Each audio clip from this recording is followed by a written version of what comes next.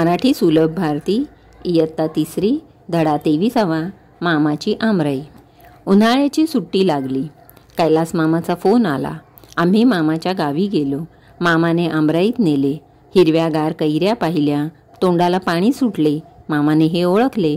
छान छान कैऱ्या तोडल्या, कैऱ्या कापल्या, फोडींना तिखट मीठ लावले। आम्ही आवडीने कैऱ्या खाल्ल्या। कविता 24वी सारे कसे छान। गावाजवळ नदी, नदीत पाणी, पाण्यात मासा झोपतो कसा। झोपडीजवळ झाड, झाडावर पक्षी, पक्षाच्या पंखांवर छान छान नक्षी।